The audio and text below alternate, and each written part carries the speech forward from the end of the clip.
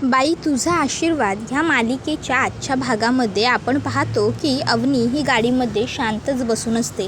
राजा आता आरशात बघत असतो आणि त्याला दिसत असतं की अवनी गप्पच आहे. आता राजा स्पीड ब्रेकरवरून जोरात गाडी घेतो. त्याबरोबर आता लगेचच त्याला अवनीचे वडील म्हणतात, काय रे बाबा, काय करतोयस, काय दिसत नाही आहे का? त्याबरोबर राजा म्हणतो, सॉरी सर, तो स्पीड ब्रेकर दिसला नाही ना थोडा, त्यामुळे जरा गडबड झाली, सॉरी. त्याबरोबर बाबा अवनीला विचारतात, अवनी बेटा ठीक आहेस ना, लागलं वगैरे नाही आहे ना तुला? त्याबरोबर मग आता राजा मनात म्हणतो, पोरीला स्पीड ब्रेकरचा थोडा गचका काय लागला तर यांना एवढं वाटतंय लागलं नाही ना, आणि पोरीच्या आयुष्याची माती करायला चाललेत त्या विमानबरोबर लग्न लावून, त्याचं यांना काही पडलेलं नाही आहे. त्याबरोबर बाबा म्हणतात, त्या पुढच्या चौकात गाडी जरा थांबव, तिकडे अवनीच्या आवडीचं मिठाईचं दुकान आहे, त्या दुकानातली काजू कतली तिला खूप आवडते, आपण काजू कतली घेऊया. अवनी चालेल ना? अवनी म्हणते, नको आहे मला. त्याबरोबर बाबा म्हणतात, अरे थांबव, घेऊच आपण तिकडे काजू कतली, तसंही अवनीला आवडते, मला माहिती आहे. काही झालं आहे का अवनी? त्यावर मग वहिनी म्हणते, नाही हो बाबा, काही झालेलं नाही आहे. ॲक्च्युली ते काय होतं आहे ना, हे असं अचानक रजिस्टर्ड मॅरेज वगैरे ठरलं आहे, त्यामुळे ती थोडीशी डिस्टर्ब आहे बास. त्याबरोबर मग दादा अवनीला म्हणतो, अवनी तू का एवढा विचार करते आहेस? बाबांनी निर्णय घेतला आहे म्हणजे काहीतरी विचार केलाच असेल ना, बाबा तुझ्या भल्याचाच विचार करतील ना? त्यावर अवनी म्हणते, हो दादा, पण तो विवान चांगला नाही आहे. त्याबरोबर दादा म्हणतो, अवनी बाबा तुझ्यासाठी चुकीचा डिसिजन कसा काय घेऊ शकतील? त्याबरोबर मग आता अवनी म्हणत असते, दादा बाबाबरोबरच डिसिजन घेतील रे, पण लाईफ माझं आहे ना, मग मलासुद्धा काही हवं आहे की नको माझं डिसिजन घेण्यासाठी? त्याबरोबर मग दादा म्हणतो, अवनी हे बघ, तुला बाबांपेक्षा जास्त कळतं का गं? त्याबरोबर बाबा म्हणतात, बरं पुरे, दोघांनीही पुरे करा. काय चाललं आहे तुम्हा दोघांचं? हे बघा, उगाच इथे वाद घालत बसू नका, आपण घरी जाऊन बोलू, कळलं? त्याबरोबर मग आता दादा म्हणतो, अवनी हे सगळं बोलण्याची ही योग्य वेळ नाही आणि जागाही नाही, आपण आपल्या घरी जाऊ आणि मग आपल्याला जे काही बोलायचं आहे ते बोलू, सध्या शांतपणे जाऊया. त्यानंतर बाबा म्हणतात, अरे ह्या चौकात गाडी थांबव. चौकात गाडी थांबवली जाते, गाडीतून सगळे खाली उतरतात, पण अवनी काही खाली उतरत नाही. आता अवनी खाली उतरत नसल्यामुळे मग राजा अवनीकडे मागे फिरतो आणि अवनीला म्हणतो, मॅडम तुमचं लग्न त्या विमानबरोबर नाही होणार, तुम्हाला नाही करायचं आहे ना त्याच्याशी लग्न, मग काळजी करू नका. त्याबरोबर ती म्हणते, काय रे तुला कसं माहिती? तू काय भविष्य वगैरे बघतोस का? आणि मुळात विमान नाही आहे तो, विवान आहे तो, विवान नाव आहे त्याचं. त्याबरोबर राजा म्हणतो, हा तोच तो विमान तोच तो, त्याच्याबरोबर तुमचं लगीन होणार नाही ही गॅरंटी आहे बघा माझी. अहो तुम्ही कशापायी नाराज व्हायला लागला आहे? तुम्हाला नाही करायचं आहे ना त्याच्याशी लग्न, मग झालं की, उगाच तुम्ही कशाला लोड घेतायसा? त्याबरोबर अवनी म्हणते, बाबा तुला माहीत नाही आहे माझे बाबा नेमके कोण आहेत ते? त्याबरोबर आता राजा म्हणतो, अहो तुम्ही नडा की मस्त त्यांना. त्यावरती म्हणते, नडू? बाबांना नडू? कोण आहेत ते माहिती आहे तुला? ते त्यांचे कॉन्टॅक्ट वापरत नाही म्हणून, जर त्यांना कळलं ना की तू हे असं काहीतरी बोलतोस तर तुला कुठच्या कुठे मारून फेकतील, तुझ्या घरी तुझी डेड बॉडी पोचवतील. त्याबरोबर मग राजा म्हणतो, नाही नको, मग बाप माणसाला नडायचं नसतं, चांगलं नसतं ते. त्यावर अवनी म्हणते, काय घाबरलास? राजा म्हणतो, घाबरलो नाही हो, पण मी फॅमिलीवाला माणूस आहे ना, म्हणून नको म्हणलं. त्याबरोबर बाबा काजू कतली घेऊन येतात आणि अवनीला देत म्हणतात, अवनी हे घे धर. त्याबरोबर मग अवनी काजू कतली बाबांच्या हातातनं घेते आणि स्वाती वहिनीला देऊन टाकते. त्याबरोबर मग बाबा म्हणतात, अवनीने खाल्ली का काजू कतली? त्याबरोबर मग आता लगेचच दादा म्हणतो, नाही बाबा तिने नाही खाल्ली, तिने स्वातीच्या हातात देऊन टाकली. त्याबरोबर मग बाबा म्हणतात, ठीक आहे, काही हरकत नाही, देऊ दे, स्वातीच्या हातात देऊ दे, अरे घरी गेल्यावर खाईल ती, एवढं काय त्यात. तर इकडे आता घरात छान असं डेकोरेशन वगैरे करत असतात, कारण अवनीचं लग्न असतं. आता बाबा, अवनी, दादा सगळेच जण घरी आलेले असतात. मग घरी ते लोक आल्याबरोबर लगेचच तिथे आरडाओरडा होतो, अरे या अवनी आली. त्याबरोबर सगळेच जण पुढे येतात. मग अवनीला आई म्हणत असते, बघितलंस का अवनी, तुझ्यासाठी कोण कोण आलं आहे? आजी आली आहे, आत्या आली आहे, मावशी आली आहे, मामा आला आहे, सगळे आलेत. तुला माहिती आहे का, सगळे अगदी आपल्या एका फोनवरती आलेले आहेत तुझ्याकरता फक्त. आणि तुलाच काय सांगू, आजीला तर खूप कौतुक वाटतं आहे, खूप आनंद वाटतो आहे की घरातली पहिलीच मुलगी आहे की जी एवढी नशीबवान निघाली. अगं आता लग्न करून कॅनडाला जाणार ना तू, म्हणून आजी खूप खुश आहे बघ. आता आईने हे असं म्हटल्यावर मग लगेच तिला दुसरी लोक विचारतात, काय मग प्रवास कसा झाला? अवनी म्हणते, कॅनडावरून थोडीच आली आहे, इथूनच तर आली आहे नाशिकातनं. त्याबरोबर मग आता लगेचच आई म्हणते, आजीला खूप आनंद होतो आहे तो कॅनडाला जाणार त्याचा. त्यावर अवनी म्हणते, आपल्या घरातली मी पहिलीच मुलगी आहे जिला गोल्ड मेडल मिळालं, त्याचा आनंद नाही झाला आजीला. त्याबरोबर दादा म्हणतो, बरं चला आता आपण सगळ्यांनी घरात जाऊ, नाही म्हणजे बाहेर कशाला थांबायचं ना. त्याबरोबर लगेचच दादा सगळ्यांनाच घेऊन घरात जातो. मग स्वाती वहिनी ही अवनीलासुद्धा घरात घेऊन चाललेली असते. आता स्वाती वहिनी ही अवनीला घरात घेऊन जात असताना बाबा म्हणतात, स्वाती मला थोडं बोलायचं. त्याबरोबर लगेचच स्वाती म्हणते, हो बाबा. आणि लगेच आता स्वाती ही घरामध्ये पुढे निघून जाते आणि अवनी ही एकटीच मागे थांबलेली असते. बाबा अवनीच्या खांद्यावरती हात टाकतात आणि अवनीला पुढे घेऊन चाललेले असतात. तिथे आता लाईटिंगवाले लाईट करत असतात. त्यावेळी बाबा म्हणतात, ए बाबांनो, जा जरा मागच्या बाजूला जा, मागे काम करा. त्याबरोबर ते लोक मागच्या बाजूला जातात. तर इकडे आता त्या ठिकाणी राजा आलेला असतो. आता राजा मागे शांतपणे उभा राहतो आणि बाबांचं तसंच अवनीचं बोलणं ऐकत असतो. बाबा अवनीला सांगत असतात, अवनी तुला माहिती आहे मी ही इमेज क्रिएट करायला, इथपर्यंत पोहोचायला किती कष्ट केलेत, किती मेहनत केली. त्यामुळे काहीही झालं तरी माझ्या नावाला धक्का लागेल असं काही वागायचं नाही आहे तुला. त्याबरोबर अवनी म्हणते, बाबा मी तसं कधी वागेन का? बाबा म्हणतात, नाही वागणार, तू वागणार नाहीच याची मला खात्री आहे, मला विश्वास आहेच तुझ्यावर. पण तरीही मी तुला सांगतोय, सांगून ठेवलेलं नेहमी चांगलं असतं असं म्हणतात ना, म्हणून. आणि राहिला प्रश्न विवानचा. विवान जर अशिक्षित असता, अनाडी असता, त्याच्या घरातले लोक चांगले नसते, त्याच्या घरात कोणी दारुंडा असता किंवा तो त्याच्या घरातली माणसं स्वभावाने चांगली नसती, असं काही असतं ना तर मी हमखास तुझं लग्न त्याच्याशी लावून दिलं नसतंच. पण विवानमध्ये यातला कुठलाही गुण नाही आहे.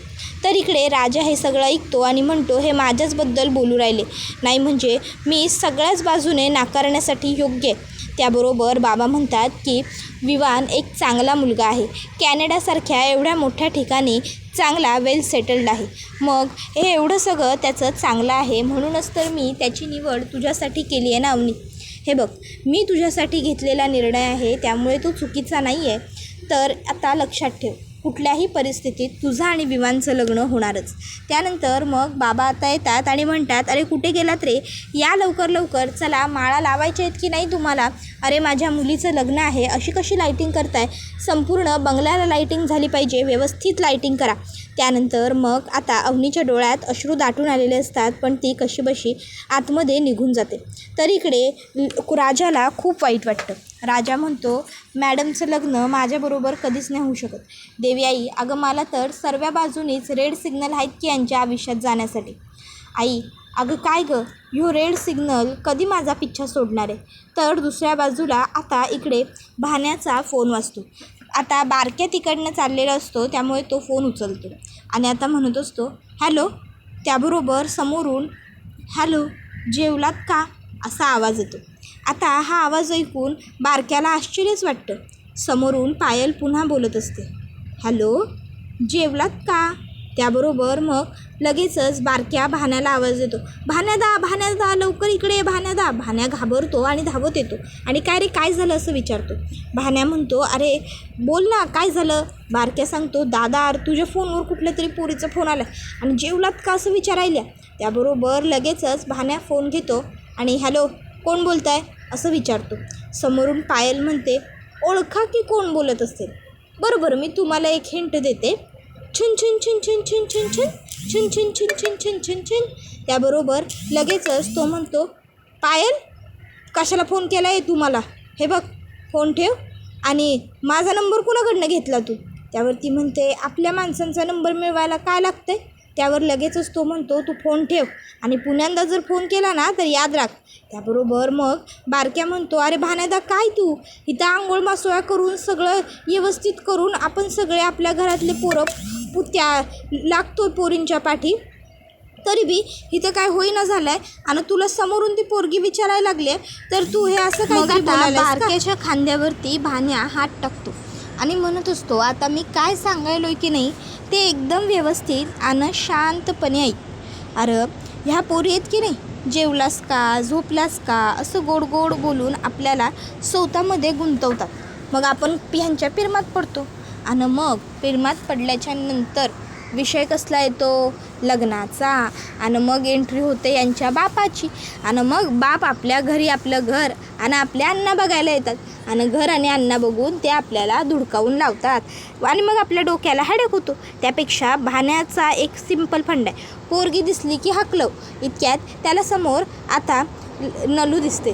भाण्या नलूला विचारतो, काय गं? त्याबरोबर मग नलू म्हणत असते, यशा कुठे? इतक्यात तिकडे मग यशा येतो.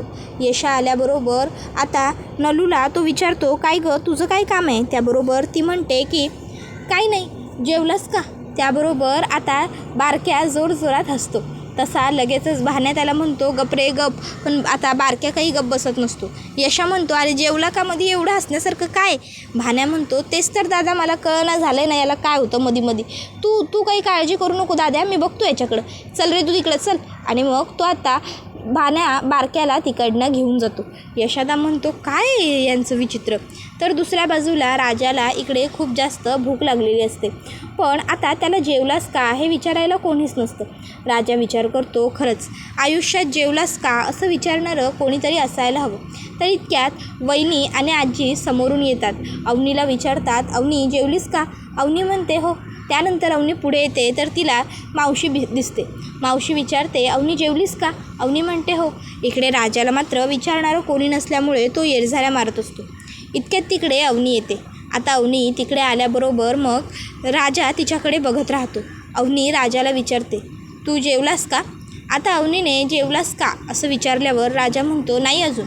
आतमधनं आमटीचा लय घमघमाटी आला आहे, पण जेवलो नाही अजून. मी एक काम करतो, पटकन बाहेर जाऊन येतो, चालेल का? म्हणजे बाहेरून काही खाऊन आलेलं.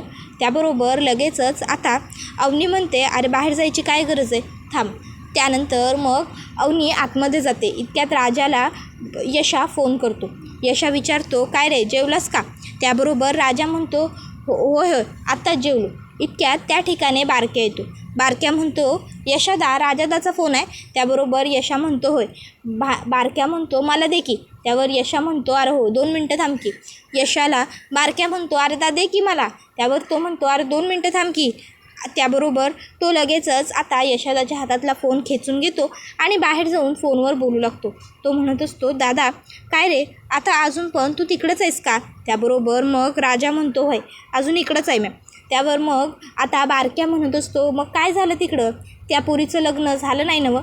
दादा नाही होणार नवं तिचं लगीन? त्याबरोबर राजा म्हणतो की दुर्दैवाने होय होणार आहे तिचं लगीन, आणि आता आपण काही करू बी नाही शकत ना. त्याबरोबर मग लगेचच बारक्या म्हणतो, दादा अरे असं काय बोलायलास? तूच म्हणतोस ना तोपच्या जीवावर आपली होप असते म्हणून. नाही अरे उलटं बोललास तू. त्याबरोबर बारके म्हणतो, अरे सॉरी होपच्या जीवावर तर तोप चालत्या म्हणून. मग दादा अरे होप सोडू नकोस तू. राजा म्हणतो, हो चालतंय, बरं चल फोन ठेवतो, नंतर करतो. इतक्यात त्या ठिकाणी आता लगेचच त्याच्यासाठी अवनी जेवण घेऊन येते. राजा जेवायला खालीच बसणार असतो. अवनी म्हणते, अरे खाली कशाला बसतोयस, वरती बस ना. मग राजा वरती बसतो आणि मग तिथे बसून तो आता जेवायला लागतो. आता राजा आमटी पिऊन बघतो आणि म्हणतो, अरे वा वा वा, आमटी तर लईच चवीला झाल्या की, आणि भाजी बी टेस्टी झाल्या. तुम्ही लई चांगला स्वयंपाक बनवतो. त्याबरोबर अवनी म्हणते, नाही मी नाही बनवत स्वयंपाक, हा स्वयंपाक कुंदा मावशीने बनवला आहे, तिच्या हाताला आहे ही चांगली चव. त्यावर मग राजा म्हणतो, म्हणजे तुम्ही नाही बनवत होय स्वयंपाक? त्यावर अवनी म्हणते, नाही मला नाही येत रे स्वयंपाक बनवता. त्याबरोबर मग राजा म्हणतो, अहो मग नको येऊ दे की. तसं बी असं कुणी म्हणलं आहे की पोरीचा जन्म ह्यो फक्त स्वयंपाक बनवाया आणि घरची कामं करायला झालं आहे. पोरीचा जन्म शिकाय सवराय तिची स्वप्न पूर्ण करायला झाला आहे की, तो तिला मिळायला हवा तिचा हक्क काय. त्याबरोबर आता अवनीला विवानचे शब्द आठवतात. विवान तिला म्हणाला होता, अवनी मी तुझ्यासारख्या टिपिकल महाराष्ट्रीयन मुलीबरोबर का लग्न करतो आहे, कारण मी माझ्या आईच्या हातचं जेवण मिस करतो आहे, आणि मुलींना काही गरज नसते एवढं शिक्षण वगैरे घेण्याची, एवढी स्वप्न पाहण्याची. मुलींनी फक्त किचनमध्ये राहिलं तरी खूप झालं. त्याबरोबर मग राजा म्हणतो, अहो तुम्ही मॅडम अशा गप्प का झाल्या? मी बोलतोय ते बरोबर आहे ना व, मुलींना आहे ना व हक्क. त्याबरोबर अवनी म्हणते, काय माहिती नाही म्हणजे याने किती फरक पडतो मुली शिकल्याचा मला काहीच कळत नाही. म्हणजे बघ, मुली कितीही शिकल्या, कितीही उच्च शिक्षित असल्या तरीही माहेरचे तिचं लग्न लावून देण्यासाठी तपलेले असतात आणि सासरचे कधी एकदा तिला किचनमध्ये ढकलतोय यासाठी तपलेले असतात. मुलगी कितीही शिकलेली असो, कितीही तिचं काहीही चांगलं असो, तरीही घरच्यांना त्या सगळ्या गोष्टींशी काही घेणं देणं नसतं, काही फरक नसतो. त्याबरोबर राजा मनातल्या मनात म्हणत असतो, हीच वेळ आहे यांचा कॉन्फिडन्स बूस्ट करण्याची. त्यावर आता राजा म्हणतो की मॅडम असं का बोलायलं आहे. त्यावर ती म्हणते, जे बरोबर आहे तेच बोलते रे मी. तसा राजा म्हणतो, काळजी करू नका, तुमच्या मनासारखंच होईल. तुमचं लग्न त्या विमानसोबत नाही होणार. अवनी म्हणते, काय काय बोललास तू आणि हे तुला कसं माहिती रे. त्याबरोबर राजा म्हणतो, अहो तुम्हाला करायचं नाही आहे नवं लगीन, म्हणून म्हणालो तुमचं लग्न त्या विमानबरोबर नाही होणार. त्याबरोबर अवनी म्हणते, पण कसं काय. त्यावर राजा म्हणतो, अहो तुम्ही कशाला फिकीर करायला लागलाय. ते समज या राजावरती सोडा की तुम्हाला नाही करायचं आहे नवं त्या विमानाशी लग्न, मग झालं तुमचं लगीन त्या विमानाशी होणार नाही म्हणजे नाही. त्याबरोबर अवनी म्हणत असते, ए बाबा तू काय बोलतोयस, तुला कळतं आहे का. जर बाबांना कळलं तर बाबा काय करतील काही सांगता येणार नाही आहे. त्याबरोबर मग आता हे ऐकून राजा म्हणतो, अहो तुम्ही कशाला काळजी करायला. अवनी म्हणते, पण माझं लग्न मोडणारा तू कोण. तू का माझी मदत करशील, तू का माझी साथ देशील, तुझा काय संबंध. तसा राजाला ठसका लागतो. मग अवनी लगेचच त्याला पाणी देते आणि सॉरी सॉरी सॉरी असं म्हणू लागते. राजा म्हणतो, जेव्हा ॲक्सिडेंट झाला होता रोडला माझ्या गाडीचा आणि तुमच्या गाडीचा, तेव्हा ते आपली दोघांची बी ओळख नव्हती, पण तरी बी मी बरोबर होतो म्हणून घेतली होती ना माझी बाजू. त्यावर अवनी म्हणते, तेच तर तू बरोबर होतास म्हणून घेतली. त्यावर राजा म्हणतो, मग ह्या वेळी तुम्ही बरोबर आहेसा म्हणून मी तुमची बाजू घ्यायलो आहे असं समजा. त्यानंतर मग तो अवनीला म्हणतो, या इथं बसा या. मग अवनी येते आणि राजाच्या शेजारी बसते. राजा अवनीला म्हणत असतो, आता म्या जे विचारन की नाही ते अगदी मला व्यवस्थित आणि शांतपणे सांगा. मला सांगा, तुम्हाला खरोखर त्या विवानबरोबर लगीन करायचं नाही आहे नवं. त्याबरोबर मग अवनी म्हणते, ते मी. त्याबरोबर राजा म्हणतो, बोला ना, खरं सांगा, तुम्हाला खरोखर त्या विवानबरोबर लगीन करायचं नाही आहे नवं. माझ्या डोळ्यात डोळे घालून सांगा, घाबरू नका अजिबात. त्यावर ती म्हणते की नाही करायचं आहे. त्यावर मग राजा म्हणतो, बस मग झालं, आता काय करायचं ते पुढं म्या बघतो, आपण करूया की काहीतरी. त्यावर ती म्हणते, आपण नाही या. त्यावर राजा म्हणतो, अहो आपण म्हणजे मी मी काय करायचं ते बघतो, तुम्ही काही काळजी करू नका. तुम्हाला त्या विमानबरोबर लगीन नाही करायचं नवं, तुमचं रजिस्टर मॅरेज होणार नाही, ही जबाबदारी माझी, मग तर झालं. त्याबरोबर अवनी म्हणत असते, अरे काय करतोयस तू, हे बोलतोयस काय, तुला कळतं आहे का तू काय करणार आहेस ते, काय करणार काय आहेस तू. राजा म्हणतो, अहो म्या म्हणलं नवं म्या काय बी करण म्हणून, तर म्या काय बी करण, पण तुम्हाला काळजी करायची आता काय बी गरज नाही, मी काय करायचं आहे ते बघतो. त्याबरोबर अवनी त्याला म्हणत असते, अरे बाबा. त्याबरोबर राजा म्हणतो, तुम्ही निश्चिंत राहा, तुमच्या बाबासनी बी काही करणार नाही. इकडे आता अवनी मनातल्या मनात म्हणत असते, याच्याकडून काही होऊ शकतं असं वाटत नाही, पण आता बघावं तर लागेल काय घडतं आहे ते. त्याबरोबर राजा म्हणतो, अहो मॅडम कसला विचार करायला आहे. अवनी म्हणते, नाही काही नाही, देते ताट आणि ग्लास. आणि हो, उगाच काहीतरी आगाऊपणा करायला जाऊ नकोस, बाबांना कळलं ना तर ते खूप जास्त रागवतीला. त्याबरोबर राजा सांगत असतो की बाबांना काय, बाबांच्या बाबांना पण कळणार नाही आहे, ह्या समजात ह्या राजाचा हात असू शकतो असं. बघालच तुम्ही तुमचं लगीन म्या कशी थांबवत होते. त्यानंतर अवनी एकटीच उदास उभी असते. त्यावेळी तिकडे राजा येतो. राजा अवनीला म्हणत असतो, अहो अशा कशाला उभा राहिला आहे, आपण देवी आईचा उदो उदो करू, गणपती बाप्पा मोरया करू आणि तुमचं लगीन थांबू. तुम्ही एकदम निश्चिंत राहा, निवांत राहा, काही घाबरू बिबरू नका. हे ऐकून अवनीच्या चेहऱ्यावर हसू येतं. त्यानंतर अवनी आणि राजा सगळ्या लहान मुलांना आता मस्त आईस्क्रीम वाटतात आणि मग ते दोघंही आईस्क्रीम खात असतात. त्यावेळी राजाच्या गालाला थोडं आईस्क्रीम लागलेलं असतं. अवनी ते आईस्क्रीम साफ करते आणि आता राजा अवनीमध्ये पूर्णपणे हरवून जातो. तसं त्याला एक एक प्रसंग आठवायला लागतो. त्याला आठवतं की कसे ते दोघंजणं पहिल्यांदा भेटले, कसे पुढे काय काय घडले, सगळं आठवतं. आणि मग राजा आता अवनीमध्ये हरवून गेलेला असताना हा व्हिडिओ इथेच संपतो. व्हिडिओ आवडला असेल तर व्हिडिओला लाईक करा, चॅनलवर नवीन असाल तर चॅनलला सबस्क्राईब करा आणि बेल आयकॉन आठवणीने प्रेस करा, जेणेकरून तुम्हाला पुढच्या प्रत्येक व्हिडिओचं नोटिफिकेशन मिळत जाईल आणि सर्व व्हिडिओंचा आनंद हा अगदी उत्तम पद्धतीने घेता येईल. चला तर मग प्रेक्षकांनो, आजच्या पुरतं इथेच थांबूया. पुढचा व्हिडिओ येईपर्यंत या व्हिडिओचा छान पद्धतीने आनंद घेत राहा. टाटा, बाय बाय, धन्यवाद, take care all of you.